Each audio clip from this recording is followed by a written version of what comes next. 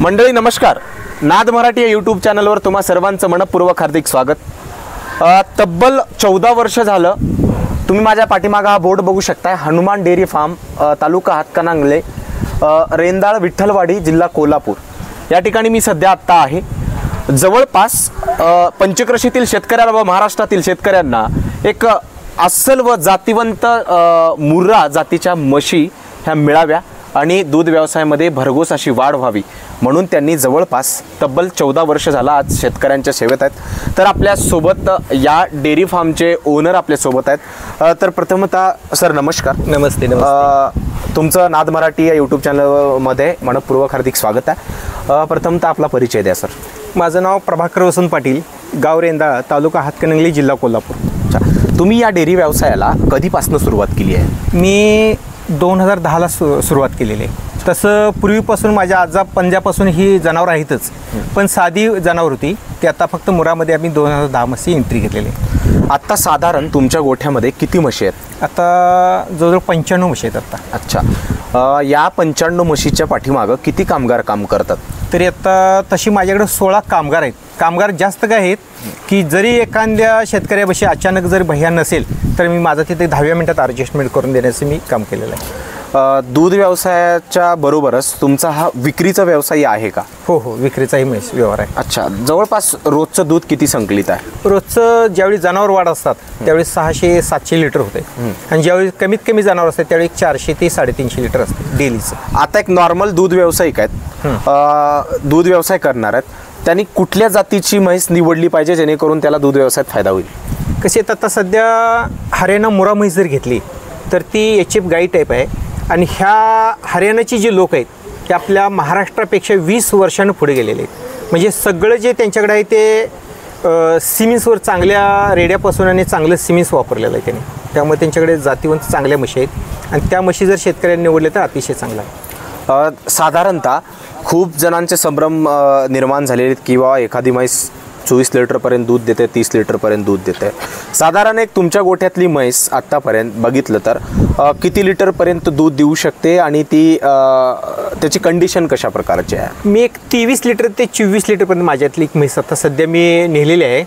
23-24 litre दूध दिलेली. माझ्याकडे एक 3 वर्षे राहिली ती आणि आता परवा मी तिचं सेल केलेलं आहे, विक्री केलेली आहे. तशी म्हस घ्यायची असेल तर तिला चांगल्या सिमिन्सच्या आहेत त्या M29, M416 अशा ब्रीडच्या वळूच्या त्या म्हशी तयार झालेल्या आहेत आणि त्या दुधाला 100% चांगला देतात. त्यांच्या जास्त कास नसते, सगळं ठेवून बिवून अगदी आटोपशीर असते त्या जनावरांची.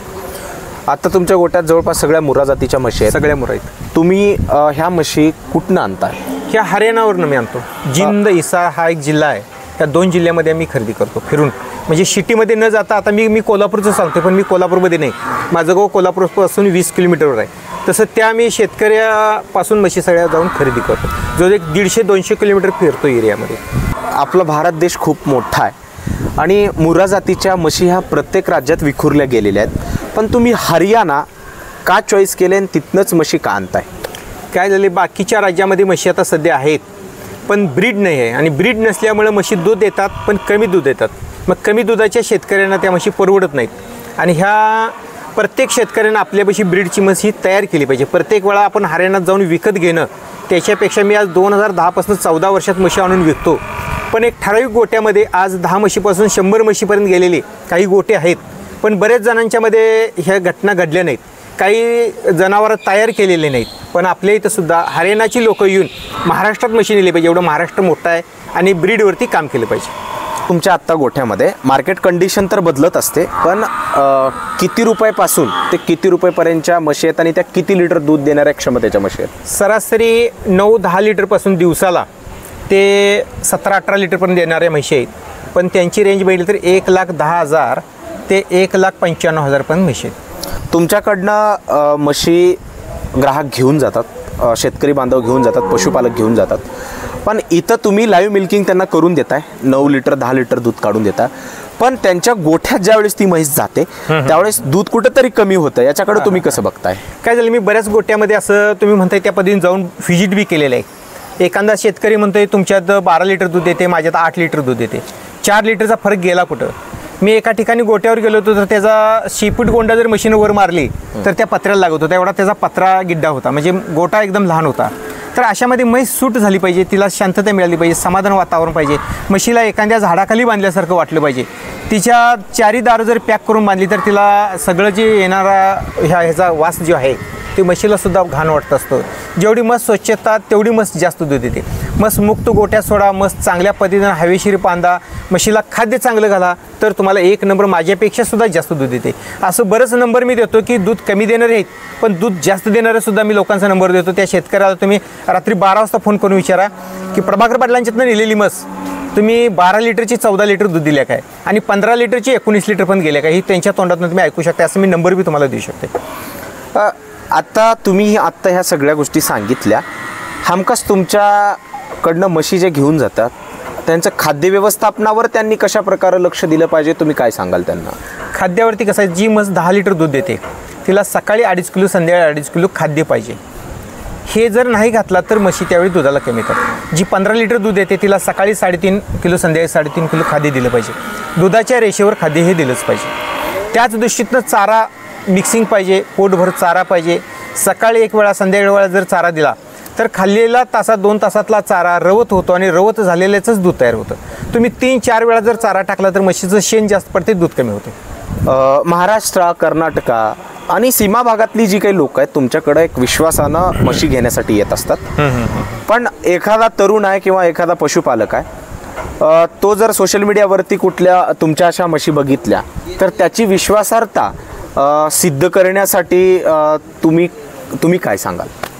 त्याला विश्वास जर म्हटलं तर ह्या म्हशीचं आम्ही त्याला 1 वर्षभरात दूध किती होणार ही परफेक्ट गॅरंटी देणार. तो आमच्यामध्ये जर आला तर मी त्याला लेखी लिहून देऊ शकतो. जसं एखाद्या शाळेत जाणारा मुलगा त्याचं वेळापत्र असते, आता कुठलं क्लास आहेत, कुठलं तास आहेत, तो दप्तर त्या पद्धतीने घेऊन जातो. तसं त्या व्यक्तीला मी ह्या म्हशीला काय घातलं पाहिजे, काय दिलं तरी ही दूध वाढेल, हे सगळं आम्ही त्यांना देत जातो आहे. बाबा गूळ असू दे, मेथी असू दे, मोहरीचं तेल असू दे, हे म्हशीला जास्त घातलं तरी बी दूध जास्त निघत नाही. त्याला एक नेम आहे, जसं भातामध्ये मीठ केवढं घालतोय तरच ते चविष्ट लागतंय, तसं मोहरीचं तेल एकदम घातला तर म्हस जास्त दूध देत नाही. तिला नेमानं थोडंसं जसं आपली आई जेवणात तेल घालते तशाच पद्धतीचं मोहरीचं तेल थोडं दिलं पाहिजे. गुळ थोडा दिला पाहिजे. उन्हाळ्याचा रख असेल तर उन्हाळ्यामध्ये धण्या पावडर दिली पाहिजे, तिथं गुळ बंद केला पाहिजे. असं ज्या त्या माध्यमातून हे जर केलं तर तो शेतकरी चांगल्या पद्धतीनं घडू शकतोय. आणि शेतकऱ्यांना मी बऱ्याच जणांना आता काय केलं साहेब की एखाद्या व्यक्तीचं 5 एकर शेती आहे आणि एका व्यक्तीमध्ये 5 जनावर आहेत, 5 म्हशी दुधाच्या चांगल्या दूध देणाऱ्या म्हशी जर एका शेतकऱ्यानं जर 5 पाळल्या किंवा एखाद्या विद्यार्थ्यानं जर 5 पाळल्या, एखाद्या लिडीनं जर 5 म्हशी पाळल्या तर 5 एकर जमिनीपेक्षा त्याच्यामध्ये उत्पन्न जास्त येतं. कारण ऊसाचं ॲव्हरेज काढलं तर आपल्याला एकरी 50 टन ऊसाचं ॲव्हरेज निघतं आहे शेतीमध्ये. त्यामध्ये त्याचं लावण असेल, खोडवं असेल, खोडवं 60 टन, लावण 60 टनांना पडले असेल तर खोडवं 40 टनांना पडते. ॲव्हरेज काढलं तर 100 टनाचं असं ॲव्हरेज त्याचं निघते. तर एकरी किती होते, त्याचं 50 टन निघते. वर्षाला 50 टन निघालं, 50 टनाला 3000 जर भागलं तर जवळजवळ त्याचं 7.5 लाख रुपये ऊसाचं बिल येईल. किती 5 एकरमधलं. पण त्याच ठिकाणी 5 म्हशी घेतल्या, 5 म्हशी जर चांगल्या दुधाच्या घेतल्या तर ती वर्षाला 3000 लिटर दूध देईल. अशा 5 म्हशी घेतल्या तर 15,000 लिटर दूध होईल. 15,000 लिटर दूध जर आपण ह्या माध्यमातून जर आपण 65 रुपयाने विकलं तर जवळजवळ 9 लाखाच्या पुढे दूध होते. म्हणजे 5 एकर ऊसाला सुद्धा 5 म्हशी भारी आहेत. ह्या शेतकऱ्यांनी तशा पद्धतीने त्या केल्या पाहिजे.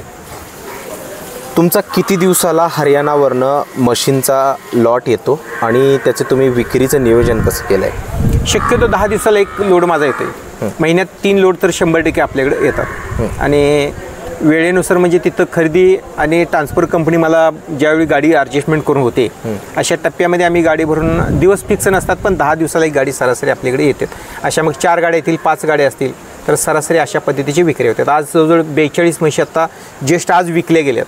काही बाकीचं आता उद्या आज व्यायलाच मिळालं नाही तर उद्या येणारे लोक असतात, असं होते थोडं. पेमेंट कंडिशन किंवा जो सौदा आहे तुमचा तो कशा प्रकारचा होतो? इथं शेतकऱ्यांना म्हणतोय मी 1000 रुपये मला ॲडव्हान्स द्यायचं.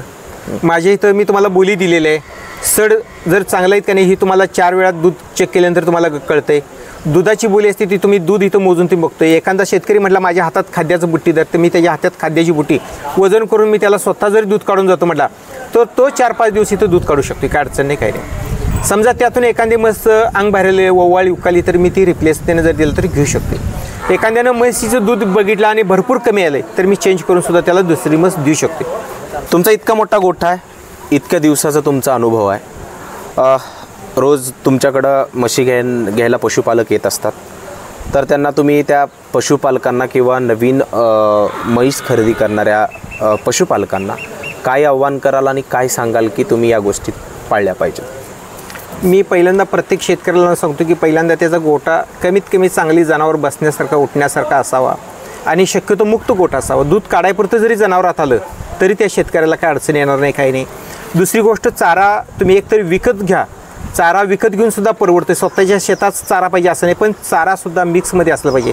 आपण जेवत असताना आपल्याला कसं बाबा 2-3 नमुन्याचं जेवण खाल्लं की जरासं बरं वाटतं, तसं जनावरांना सुद्धा 2-3 नमुन्याचं चारा पाहिजे. मक्का असू दे, हत्ती घास असू दे, ऊस असू दे, सुका चारा असू दे. म्हणजे चारा कमी लागतो पण 2-3 पद्धतीचं घातलं तर जनावर दूध जास्त येते.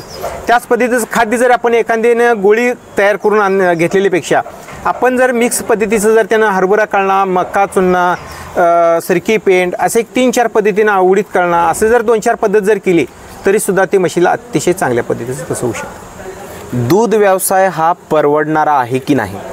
दूध व्यवसाय परवडणारा आहे म्हणून मी आज ह्या स्टेपला आलेलो आहे. पहिला माझी विक्री तर नव्हतीच.